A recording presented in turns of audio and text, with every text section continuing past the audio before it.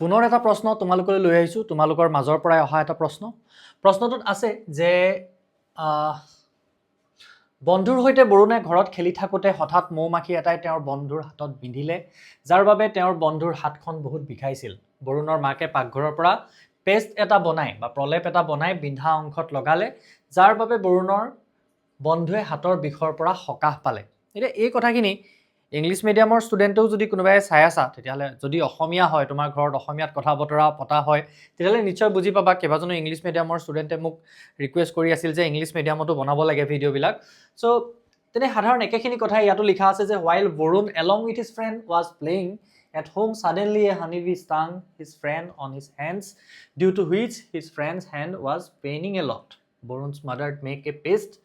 from the kitchen and applied on the stung area by which Varun's friend gets relief from the pain. এইখিনি কথা নিশ্চয় তোমালোকে অসমীয়াত কওঁতেও বুজি পাইছা হয়নে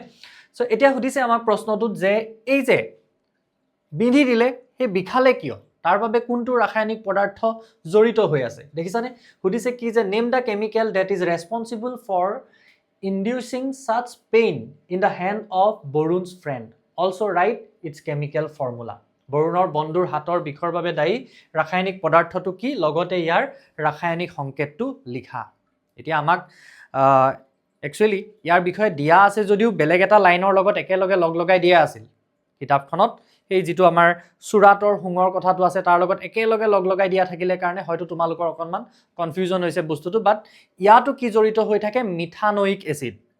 আৰু লগতে কিন্তু আমাক সংকেতটো লিখিবলৈ কৈছে মিথানোইক এসিড এটা মিথানোইক এসিডৰ সংকেতটো লিখিবলৈ যি তোমালোকে চেপ্টাৰ নাম্বাৰ 4 টো খুব ভালদৰে পঢ়ি থৈছা তেওঁলোকৰ কাৰণে কিন্তু একেবাৰে ইজি হৈ আছে আমি শিকিছিলো যে কেনেকৈ লিখিব লাগে মিথ বুলি কৈ দিয়াৰ লগে লগে কি হয় তাত এটা কাৰ্বন আহে আৰু যেহেতু এটো ওইক এসিড হৈ আছে সো কাৰ্বনটোৰ লগত লাগি থাকিব লাগিব কি OOH double bond O then OH এটা মিথানোইক এসিড যেহেতু এটাই কাৰ্বন থাকিব পাৰে ইয়াত হয়নে মুঠতে COOH টো তাৰ মানে এনেকুৱা হয় আমি যেটো এনেকৈ লিখো COOH হেতু হল এটো এতিয়া কাৰ্বনৰ ভ্যালেন্সি কমপ্লিট হল জানো নাই হোৱা ইয়াত তাৰ মানে কি লাগিব আমাক আৰু এটা হাইড্ৰোজেন লাগিব আলটিমেটলি ফৰ্মুলাটো কি হল তাৰ মানে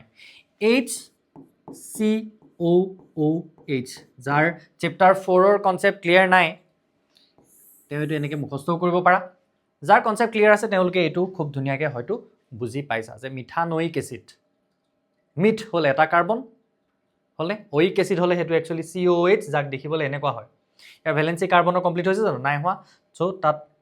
এটা আমি কি লগাই দিম হাইড্ৰোজেন লগাই দিম এটোই হল তাৰ ফৰ্মুলাটো ওকে সো প্ৰথমটো আমি পাই গলো মিথানোইক এসিড আৰু ফৰ্মুলাটো হল এটো দেন সেকেন্ড কোৱেশ্চনটো সুধিছে আমাক how the pain can be getting relief and why বিষটো কেনেকৈ উপশম হল আৰু কিয় এই যে বিষটো উপশম হয় তেওঁ কি পদাৰ্থ আনি লগাই দিয়ে বুলি আমি পাইছিলো কি লগালে ভাল হয় মৌৱে বিন্ধিলে বেকিং পাউডাৰ হয়নে বেকিং পাউডাৰৰ মিশ্ৰণ লগাই দিলে ভাল হয় আৰু আমি জানো যে বেকিং পাউডাৰ এটা ক্ষাৰকীয় বস্তু